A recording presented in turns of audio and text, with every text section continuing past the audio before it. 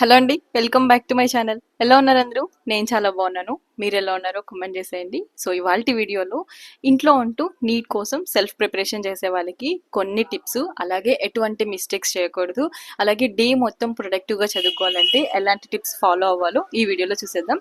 So without any further delay let's get in to the video. So first of all మనం ఇల్లు అని feel అవగానే ఎక్కడ లేని ఫ్రీడమ్ ఉంటుంది.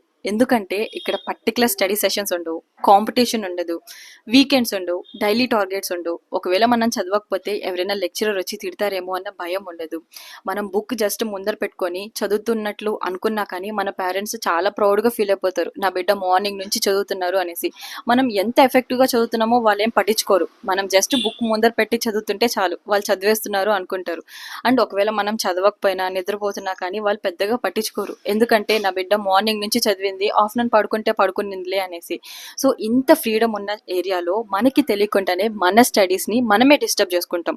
ఎలా అంటే ఒకవేళ మీరు ఈ రొటీన్ని ఫాలో అవుతున్నట్లయితే మార్నింగ్ 6కి అలారం పెట్టుకున్నారు, బట్ ఎవరు లేపరు కదా ఇంకాసేపు పడుకుందాము అని 6 నుంచి 7, 7 నుంచి 8, ఫైనల్గా 8కి లేసి ఫ్రెష్ అప్, బ్రేక్ఫాస్ట్ ఇవన్నీ చేసుకొని 9:30కి బుక్ ముందర పెట్టుకున్నారు. ఏదో సమ్ డిస్టర్బెన్సెస్, చదువుదాంలే ఇంకా ఉంది కదా టైము, ఇంకాసేపు తర్వాత చదువుదాము అన్నట్లు అలా అలా టైం 1 అయిపోయింది. తినేసిన వెంటనే కాసేపు పడుకుందాము, పడుకున్న తర్వాత లేచి చదువుదాము మంచిగా అనేసి. ఇంకా అలా అలా ఆఫ్టర్నూన్ సెషన్ కానీ కొంచెం అటు ఇటుగా సాగి ఈవినింగ్ అయిపోయింది.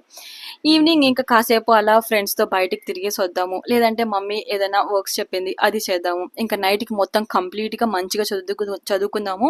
మార్నింగ్ నుంచి కొంచెం ఎఫెక్టివ్గా చదవలేకపోయినాను అనుకోవడం. నైట్ అవ్వగానే డిన్నర్ ఫినిష్ చేయగానే అబ్బా ఇవాళ ఫుల్ అలసిపోయాను, సో మార్నింగ్ 4 కల్లా అలారం పెట్టుకొని మంచిగా చదివేద్దాము, ఇవాళ కంప్లీట్ చేయండి కానీ రేపు మార్నింగ్ మంచిగా చదివేద్దాము అనుకోవడం. So same as it is, రేపు మార్నింగ్ 4కి అలారం పెట్టుకున్నా, 5కి అలారం పెట్టుకున్నా, 7కో 8కో లేవడం, సేమ్ డైలీ రొటీన్ ఇలానే ఫాలో అవడం. ఇలా కన్నా మీరు రొటీన్ని సాగిస్తున్నారు అనుకుంటే ఖచ్చితంగా మీకు ఇయర్ వేస్ట్ అయినట్లే. మీకు తెలుసు నేను సరిగా చదవట్లేదు అనేసి, కానీ మీకు ఎలా ప్రొడక్టివ్గా చదవాలో అర్థం కావట్లేదు, ఎలా ఎఫెక్టివ్గా చదవాలో అర్థం కావట్లేదు అనుకుంటే డెఫినెట్గా ఈ వీడియో మీకు యూజ్ అవుతుంది. ఖచ్చితంగా ఫాలో అవ్వండి. అలాగే మంచిగా ఇంట్లోనే ఉంటూ హ్యాపీగా మీ ప్రిపరేషన్ని కొనసాగించండి. ఓకేనా? ఫస్ట్ థింగ్ ఏంటి అంటే ఎర్లీ మార్నింగ్ 4కి ఖచ్చితంగా లేయాలి. ఎందుకంటే ఎర్లీ మార్నింగ్ నైట్ మొత్తం కాసేపు రెస్ట్ తీసుకుంటాం కదా, సో మనం నిద్రపోయి లేచిన వెంటనే మన బ్రెయిన్ అనేది చాలా యాక్టివ్గా ఉంటుంది.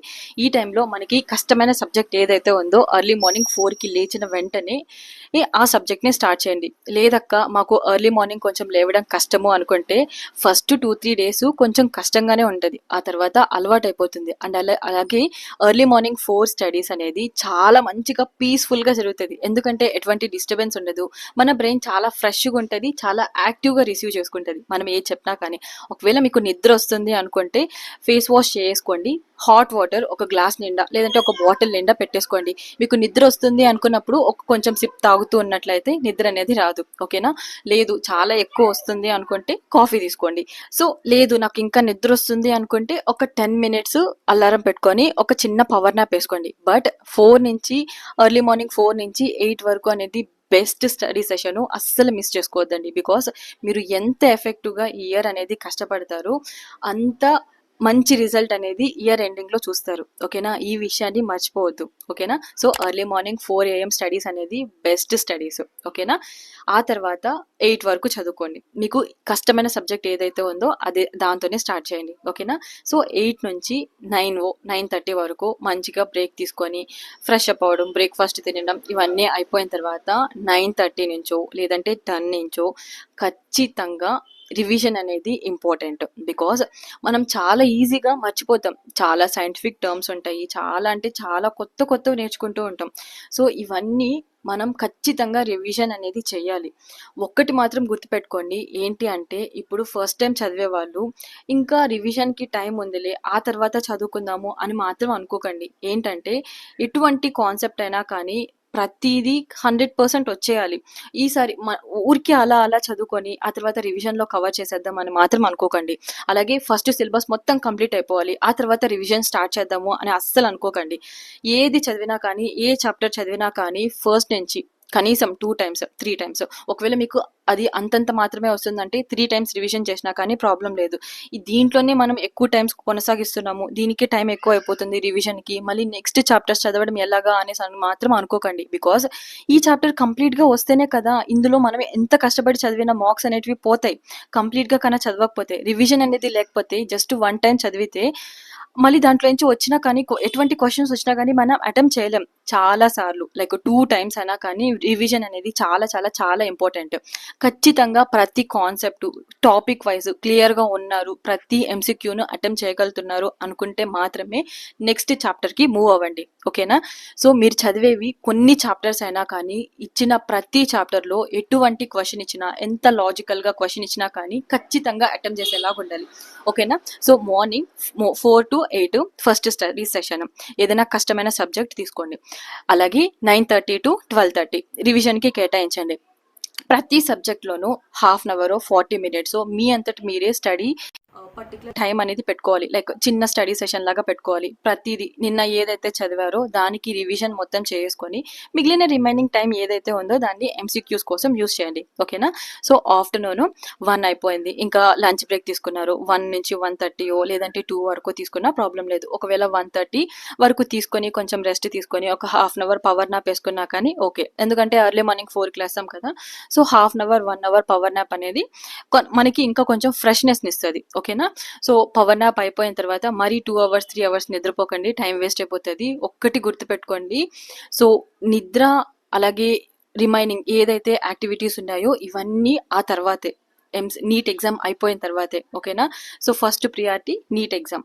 అండ్ ఇంకొకటి గుర్తుపెట్టుకోండి, ఏదైనా కానీ ఈ టైంలోనే మనం చదవాలి. బికాస్ ఆఫ్టర్ జనవరి తర్వాత చదువుదాము, లేదంటే ఎగ్జామ్కి 2-3 మంత్స్ ముందర కంప్లీట్ చేసేద్దాము, ఫినిష్ చేసేద్దాము, అన్నీ అప్పుడు ఎత్తుకుందాము అనేసి అంటే 1 మంత్ 2 మంత్స్లో అయిపోయే అంత అయిపోయేంత సిలబస్ లేదు. చాలా హ్యూజ్ సిలబస్ ఉంది. అలాగే ఈ సిలబస్ని మొత్తం చాలా ఎక్కువ సార్లు రిపీట్ చేస్తేనే, లైక్ రివిజన్ చేస్తేనే మనం చాలా ఫాస్ట్గా ఎగ్జామ్ అనేది రాయగలుగుతాం. ఓకేనా?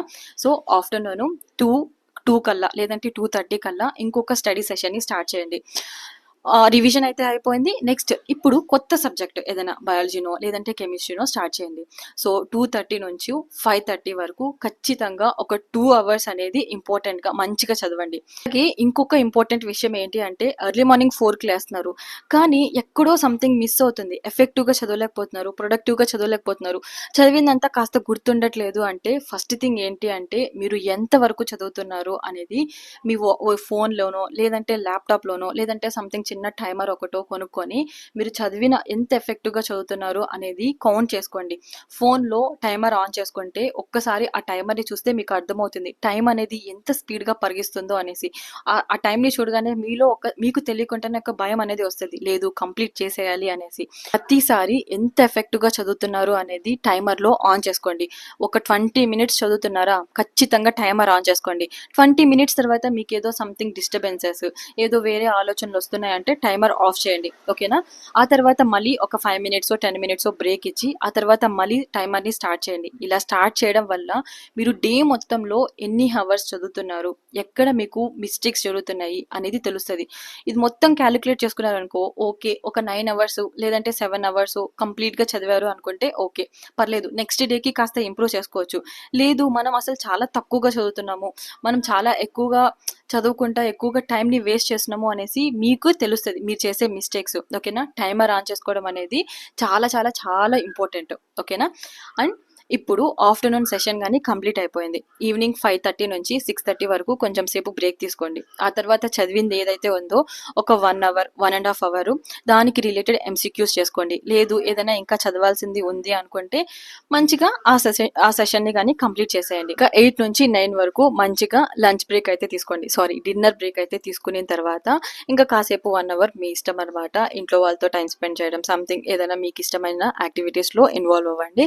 అలాగే ఫోన్లో ఇన్స్టాగ్రామ్ సోషల్ మీడియాలో ఎక్కువగానే ఈ టైంలో గానే ఇన్వాల్వ్ అయ్యారనుకోండి, ఒకటి గుర్తుపెట్టుకొని మనం చాలా ఎఫెక్టివ్గా చదువుతూ ఉంటాం. ఎందుకంటే మన బ్రెయిన్ అనేది ఈజీగా క్యాచ్ చేస్తుంది. లైక్ మనం చదివే ప్రతిదీ మనం ఎక్కువ సార్లు రివిజన్ చేయడం అలాగే ఎఫెక్టివ్గా చదవడం వల్ల మన బ్రెయిన్ అనేది చాలా ఫాస్ట్గా ఉంటుంది. ఈ టైంలో మనం సోషల్ మీడియాలో లేదంటే సంథింగ్ ఇంకేదైనా ఇన్స్టాగ్రామ్ యాక్టివిటీస్లో కన్నా ఎక్కువగా రీల్స్ చూస్తున్నట్లయితే మన బ్రెయిన్ చాలా ఈజీగా డిస్టర్బ్ అవుతుంది. ఓకేనా?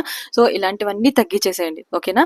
అలాగే 9 to 10 వరకు ఒక సెషన్ 1 hour సెషన్ అనేది పెట్టుకోండి. ఓకేనా? ఒకవేళ లేదు ఎర్లీ మార్నింగ్ మళ్ళీ 4కి లేలేను, ఇవాళే కొంచెం సేపు ఉన్నది మొత్తం ఫినిష్ చేసేద్దాము, మార్నింగ్ కొంచెం 6కి అలా లేద్దాము అనుకున్నా కానీ ఇట్స్ కంప్లీట్లీ యువర్ చాయిస్ అనమాట. అలాగే మార్నింగ్ 4 నుంచి కానీ నైట్ 10 వరకు కంప్లీట్గా ప్రతి స్టడీ సెషన్ ఎఫెక్టివ్గా కొనసాగాలి అంటే it's depends upon your energy. మనం ఎంత ఎనర్జీని కన్జర్వ్ చేసుకుంటామో అంత ఎఫెక్టివ్గా చదవగలుగుతాం. ఎందుకంటే మనం ఎంత డిసిప్లిన్గా ఉంటామో అంత ఎనర్జీ అనేది మనం స్టోర్ చేసుకుంటాం. సో మన ఎనర్జీని జస్ట్ ఇన్స్టాగ్రామ్లో ఈ రీల్స్ అయితే ఏవైతే ఉన్నాయో అవి కంటిన్యూస్గా స్క్రోల్ చేస్తూ ఉన్నాం అనుకోండి, మనకి తెలియకుండానే మనమే కొంచెం స్ట్రెస్గా ఫీల్ అవుతాం. ఓకేనా? ఇలా 1 అవర్లో మనం ఎక్కువగా ఫోన్ చూసాం అనుకోండి, ఆ తర్వాత స్టడీ సెషన్ని ఎఫెక్టివ్గా కొనసాగించలేం. ఓకేనా? సో ఇవన్నిటిని కొన్ని రోజుల పాటు దూరం పెట్టేసి మంచిగా హ్యాపీగా ప్రిపేర్ అవ్వండి. మంచిగా 100% సిలబస్ కంప్లీట్ చేయండి. ఫైనల్గా ఎర్లీ మార్నింగ్ 4 నుంచి స్టార్ట్ చేయండి, నైట్ 10 వరకు మంచిగా చదవండి. అలాగే డిసిప్లిన్తో చదవండి, ఎక్కువ ఎనర్జీని కన్జర్వ్ చేసుకునేదానికి ట్రై చేయండి. ఓకేనా? అలాగే ప్రతిసారి మీరు ఎంతసేపు చదువుతున్నారో ఎంత ఎఫెక్టివ్గా చదువుకున్నారో అన్నది కానీ నోట్ చేసుకుంటూ ఉండండి.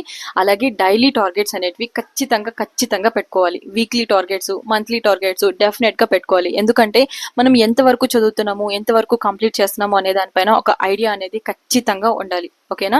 అలాగే ఇంకొక విషయం ఏంటి అంటే, మనం ఈ టైంలోనే నైట్ కొంచెం సేపు ఎక్కువగా మేల్కోవడం లేదంటే ఎర్లీ మార్నింగ్ లేవడానికి ఛాన్సెస్ ఉంటుంది. జనవరి ఫిబ్రవరిలో అనుకోండి కొంచెం ఎక్కువ చలిగా ఉంటుంది కాబట్టి లేవడానికి మనకి కొంచెం కష్టంగా ఉంటుంది.